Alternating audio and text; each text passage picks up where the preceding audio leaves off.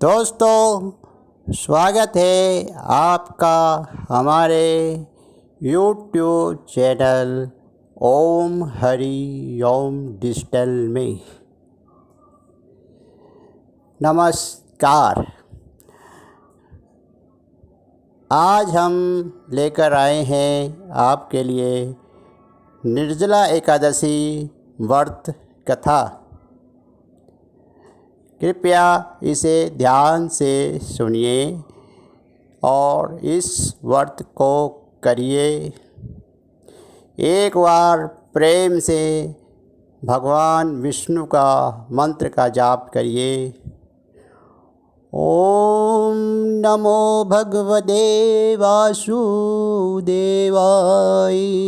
नमः।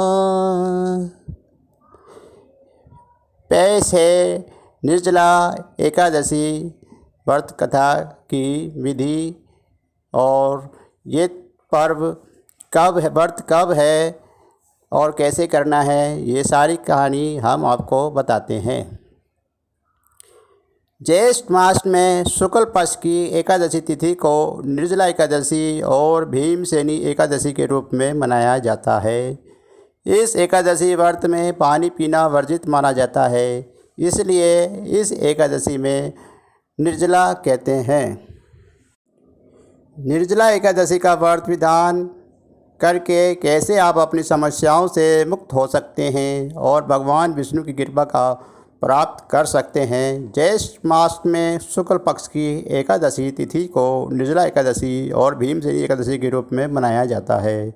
इस एकादशी व्रत में पानी पीना वर्जित माना जाता है, इसलिए इस एकादशी को निर्जला एकादशी कहते हैं। निर्जला एकादशी पर निर्जल रहकर भगवान विष्णु की आराधना की जाती है और दीर्घायु और मोक्ष का वरदान प्राप्त किया जा सकता है। निर्जला एकादशी का व्रत रखने से साल की सभी एकादशी का व्रत फल मिलता है और भगवान विष्णु की कृपा प्राप्त होती है। निर्जला एकादशी पर कैसे करें पूजन और अर्चना।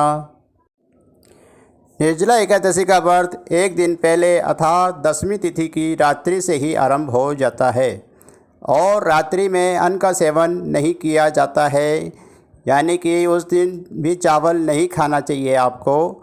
निर्जला एकादशी के व्रत में सूर्योदय से लेकर अगले दिन द्वादशी तिथि से सूर्य उदय तक जल और भोजन ग्रहण नहीं किया जाता है। निर्जला एकादशी के दिन प्रातःकाल स्नान करके स्वच्छ वस्त्र धारण करके और भगवान विष्णु की पीले चंदन, पीले फल, पीले फूल से पूजा करनी चाहिए और पीली मिठाई का भोग लगाना चाहिए। भगवान विष्णु को अर्पण करें और आसन पर बैठकर ओम नमो भगवते वासुदेवाय मंत्र का 108 बार जाप करें। जाप के बाद गुलाब या आम के शरबत का भोग भगवान विष्णु को लगाएं और ज़रूरतमंद लोगों में बांटें। ऐसा करने से मन की इच्छा पूरी होगी और पारिवारिक कलह कलेश खत्म होंगे।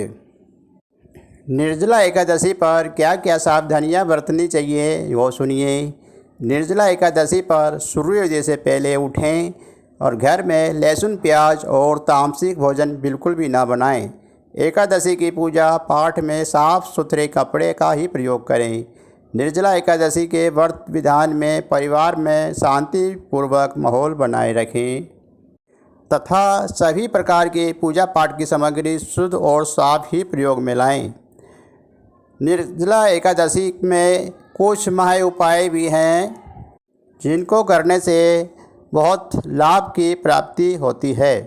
निर्जला एकादशी का व्रत विधान करने और ज़रूरतमंद लोगों को फल, अन्न, आसन, जूते, छतरी और शरबत आदि का दान करने से मन की इच्छा पूरी होने के साथ साथ सभी पापों का नाश भी होता है।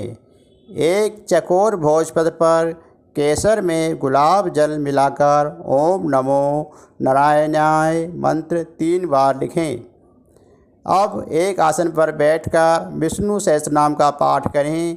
पाठ के बाद ये भोजपत्र अपने पर्स या पॉकेट में रखें। धन धान्य की वृद्धि के साथ रुका हुआ धन भी मिलेगा। दोस्तों, अब सुनिए एकादशी की व्रत कथा।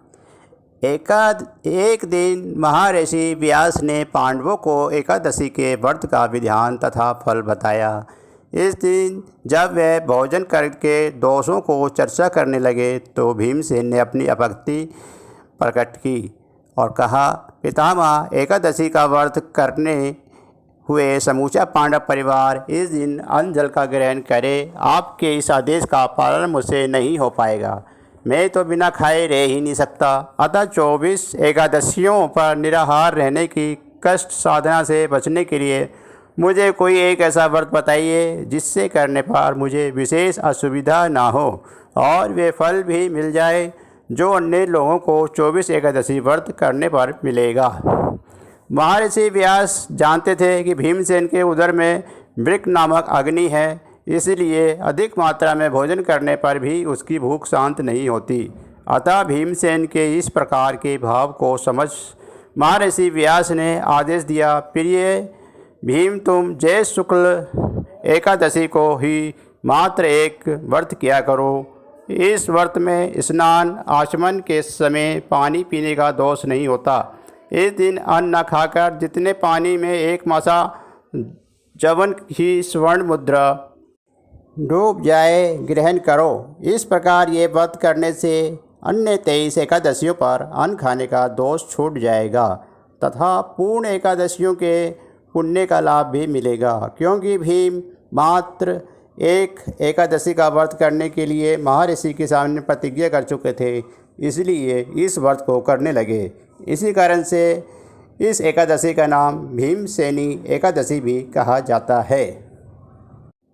दोस्तों, अब आगे इस दिन तुलसी जी का भी बहुत बड़ा महत्व है, क्योंकि भगवान विष्णु जी की पूजा में तुलसी जी की भी पूजा होती है और तुलसी जी भी चढ़ाया जाता है। लेकिन एकादशी के दिन तुलसी तोड़नी नहीं चाहिए। तुलसी एक दिन पहले तोड़ के भी आप उपयोग कर सकते हैं, क्योंकि तुलसी को एक बार तोड़कर दोबारा भी चढ़ाया जा सकता है। धो धाकर आप उसको दोबारा यूज़ कर सकते हो। दोस्तों, एकादशी के दिन रात को सोना नहीं चाहिए। पूरी रात जागकर भगवान विष्णु की भक्ति करनी चाहिए। इससे भगवान विष्णु की कृपा प्राप्त होती है। एकादशी के दिन पान खाना भी वर्जित माना गया है। पान खाने से मन में रजोगुण की प्रवृत्ति बढ़ती है। इस दिन चावल का सेवन नहीं करना चाहिए। कहा जाता है कि इस दिन चावल का सेवन करने वाला पाप का भागी बनता है। चुगली करने से मान सम्मान में कमी आ सकती है। कई बार अपमान का सामना भी करना पड़ सकता है। एकादशी पर क्रोध भी नहीं करनी चाहिए, इससे मानसिक हिंसा होती है। दोस्तों, निर्जला एकादशी पर क्या करें? शाम के समय तुलसी जी की पूजा करें। व्रत के अगले दिन सुबह उठकर स्नान करके भगवान विष्णु की पूजा करें और गरीब ज़रूरतमंद या फिर ब्राह्मणों को भोजन कराने से पुण्य की प्राप्ति होती है।